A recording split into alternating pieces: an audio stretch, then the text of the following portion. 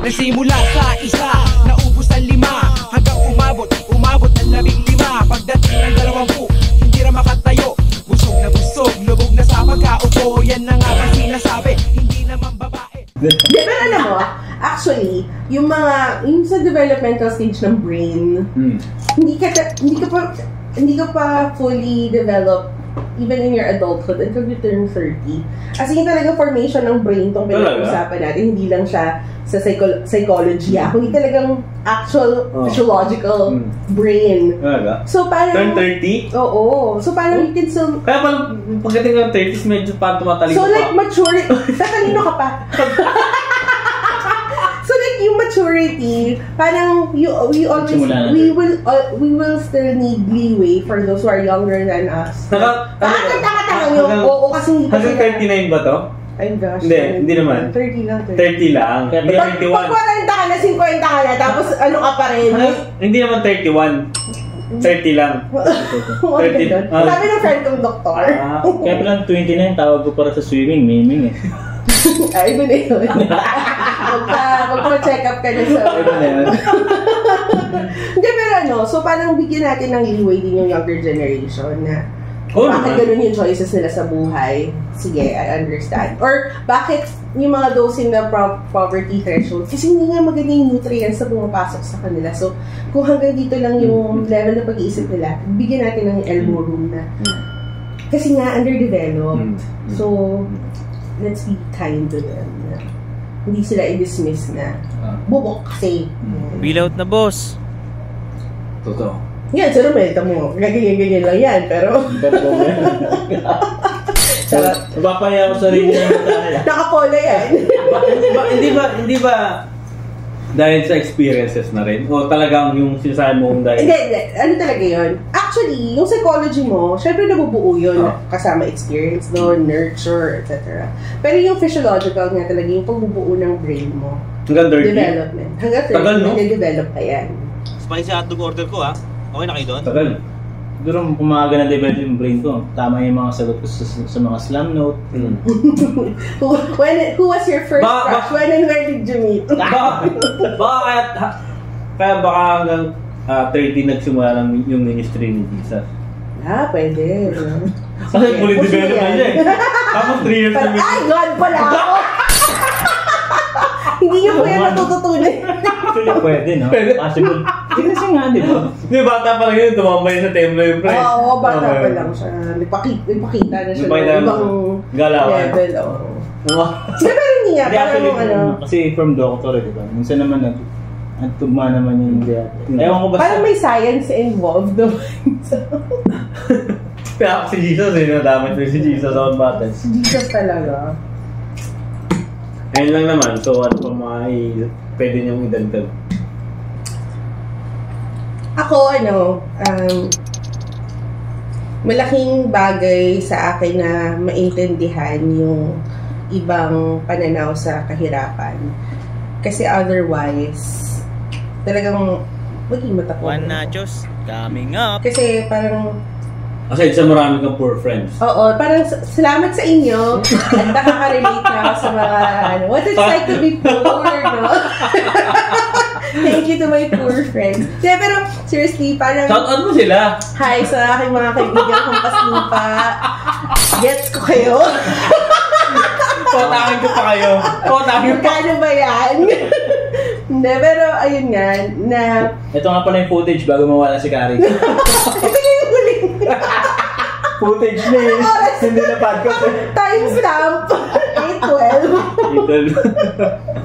Sa studio ng One Bottle. Ako huling nakita. Hindi ko kayo. Magkano ba ransom ko pa? Wala na, naubos ko na. Wala sira ka. Kaya nga nagigets ko na kayo. Hindi pa ako lasing. Hindi, yung bang kung nanatili ako sa kung paano ako mag-isip, kahit pa nakapag university or alam mo yun, sociology ka, etc., mga social sciences. Pero kung hindi magbabago yung pakikisalamuha mo. Walang magbabago sa pag-iisip mo. Excuse me lang pare ha. So, dahil sa kumbaga, books lang immersion, yun. oo, di alam ko kung ano yung mga Keynes, mga Marxist, who cares? Kung hindi ko naman nakasalamuha yung mga tao, malaman, makinig, maramdaman kung ano yung nararamdaman nila at pinanggagalingan nila, mananatili akong matapobre. Lagi kong iisipin, kasalanan, hindi ko kasalanan na mahirap kayo. Kasalanan niyo yan. Hindi kasi kayo nagkukumahog. Nakilala ko yung isang tao na sobrang sipag, 4 AM gising na. Tapos 3 yung trabaho. Nanay. Walang ibang nagtataguyod sa pamilya, pati yung extended family, mga anak ng anak niya siya nakasalalay. Sasabihin ko ba yun sa kanya? Kasi hindi ka masipag, kasalanan mong mahirap ka. Naplas ka pang plangganan. Palo-palo. Diba? So, palagay ko, hindi talaga tayo mabubuhay ng tayo lang. Kailangan talagang makihalubilo, makialam sa mga pinagdaraanan ng iba. Yung talagang really empathize. Walk where they walk. Na hindi mo lang din sila ibobombard na ito kasi yan, ganito kasi yan, dapat ito ginagawa mo. Kung hindi kayo pareho ng konteksto, anong silbi ng mga preaching mo, di ba? Siguro idadagdag ko rin sa natin naman Sir Drake kung ano pa yung palagay ko. So siguro about sa church naman. Siguro to balance lang din kasi di ba lagi tinuturo sa church, mag-tithes ka, the bigger you give, the bigger yung blessing sa'yo. Kung mahirap yung family, di ba? Siyempre, wala sila ibang inaasahan, di ba? Lalo na yung mga sobrang faithful na wala ibang inaasahan kundi ang Diyos lang. May mga nangyari talagang binibigay nila lahat. Hindi mo na yun. So, property binibigay.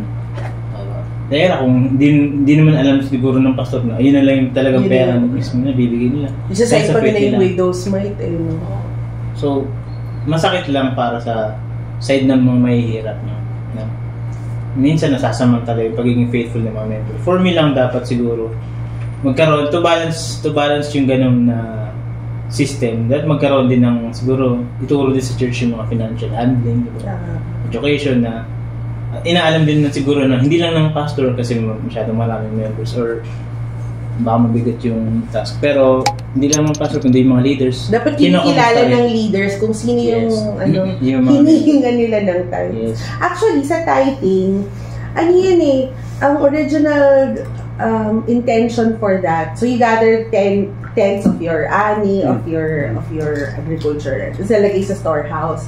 Yun, accessible yun sa mga walang anihan, sa mga priests, ay sa mga Levites. Accessible yun sa mga widows kasi wala silang household to protect them. Accessible yun sa orphans kasi wala nga silang household to protect them. So dapat kung gagawin natin yung ganung pag-iisip, yung tithes na iniipon natin ngayon for the benefit of the poor, not just the church workers or not just the operations of the So kung hindi ang ministry niyo, kung hindi towards supporting the widows, the orphans, the Levites, mali ang gamit ng tithes. Mali ang konsepto natin ng pag-ipon. Hindi yan yung widow's mite na ibinigay ang lahat. Ang sinasabi natin dito, i-collect mo yun for the common good. So, kung ikaw yung nagbigay ng all you had, because you know that somebody will take care of you. So, you don't mind giving more than what you're supposed to give because alam mo, although talagang hindi magkukulang ang Panginoon sa mga faithful, alam mo, poproteksyonan ka ng simbahan mo, ng community mo, ng mga kasama mong mananampalataya. Kaya lang, kung hindi ganun yung pagtingin natin, yung parang pangbili ng kotse ni pastor or paano. Yun ang tingin namin natin, raptor. Pang-raptor ni pastor. Maling-mali. Sobrang, pala siya, abomination siya. Abomination is like, Sa church kasi namin, ang daming may mahihirap na hindi man lang binibisita ng pastor sa bahay nila so that they can see na kung anong condition nila. At hindi rin kinakamusta lagi na kamusta naman masakit lang as a Christian din kasi kami nasa leadership din before hindi rin namin nakikita lahat yun. Alam ko lang yung sa family ko. So yun, kayo mahirap kami, nakikita ko naman na Talagang, doon pa lang ako namumulat na mahirap pala talaga kami. As in, isang tuwa halos ng datingan. Kung meron lang sanang nakaisip or meron lang sanang nagbukas ng puso na gano'n ang gawin, teach them about marriage. Salvation lang, pre. Oo eh. Salvation lang, tsaka give your all. Give your Naalala ko, all. nagtuturo pa, first fruit. First fruit. Oo, bigay mo lahat yun. Goodness. And then, yun lang, parang masakit lang. Masakit lang. Yung okay kasi talaga magbigay, pero sino nakikinabang? Yun, dun ka masasaktan eh. Parang, alam naman natin na hindi naman talaga kay God mapupunta yan. I mean, hindi naman kailangan ni God yan. So, anong branch ni God ang makaka-receive niyan? Sana man lang yung mga pinag-ministera niya. Sana naman lang yung mga mga oppressed, yung mga nakakulungan, yung mga gano'n. Sign na gano'n yung church. Yung mga miyembro ang papayat, yung mga pastor at sambahayan niya. Hindi. Malusog. Ako malusog ako ngayon eh. Pero hindi sila Pastor ka ba? Pastor ako dati. Tumaba ako nung hindi na pastor. I mean, hindi mo siya nakikita nagkukulang, nakaipon lahat. Ngayon ko lang na-realize, oh my God, grabing yun. Grabing experience pala yun. Yun lang siya. Pero I think knowing that, we have, we know what to repent of, we know what not to do, because we know better now. Yeah. So, parang, again, credit to the Lord yun kasi hindi naman tayo ma-open sa mga ganito, kung hindi na pag-uusapan, or hindi napapakinggan yung sentiments ng iba. So, yun. Talagang dapat nangingilam eh. So, simple na pass. So, let's pass the Di ko na fellowship pala donation. Kasi yung basket. Sinabi ko na kay Jinji kanina, use of facility for fellowship. Pwede fellowship pala na. Ay! Lagot tayo. Naka-memo pa yun. Pero totoo yun, yung mga yan, paggawa ng pera. Last na lang to. Yung pagbibigay ng yung pagtuturo sa simbahan na yung pera marumi, yung hindi masyado pakikialaman yan. Pero after ng service or activity ng church, merong grupo, ilang tao ang nakatutok sa pera. Tapos yun, pag-uusapan nila kung saan mapupunta, ganyan. Yun nga, pinaka-kinainis ko sa mga simbahan ganyan. Yung alam na nilang yung market o yung audience nila o yung congregation na nila, mahirap na huhut-hutan pa. Pangit, diba? Ibigay nyo lahat. Ito, shoutout sa mga Huwag kayong magtitira. taga-Pangasinan na mga simbahan dyan. Ayun, dami kwento sa akin dyan. Talagang rural yun, pre. Tapos, wala masyadong opportunity para sa mga work na kumita ng pera. So, mahirap talaga yung buhay doon. Pero, nagawa pa ng mga pastor na manghut-hut ng manghut-hut at co-connect, yun nga, pag pinagsama mo yung religion and yung politics, sobrang makapangyarihan yan eh. Yung power and yung yung connection mo kay God kuno eh. Ang lakas niyan eh. So, ganun yung ginagawa nila doon. Co-connect sila sa barangay leader, barangay captain o kagawad. So, nabibigyan ng opportunity ngayon yung mga tao nakadikit sa dalawang tao na yun o sa dalawang grupo na yun, church leaders and local government. So ikaw na walang source of income at hirap, kapit ka ngayon sa patalim, malapit ka na sa Diyos, may opportunity ka pa sa nakaupo sa Kapitolyo tsaka sa Diyos. Saan ka pa? So tapos ang bumangga, giba para magreklamo ka o magingay ka, sino ka ba naman? Babagayin mo, dalawang yan. Nasang lugar ka nga. Kasi yan ang mahirap pagka yung simbahan takes on the system of the world, not Jesus's, how Jesus did it.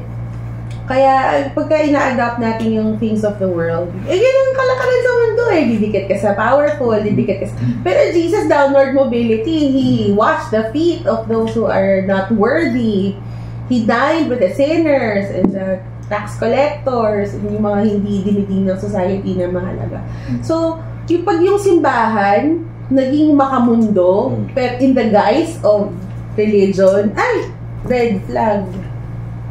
Iwan na yan. Malaki pananagutan nila sa Lord. Yun na lang malaki pananagutan nila. Ginagamit nila yung pangalan ng Diyos para sa mga pansarili nilang interest.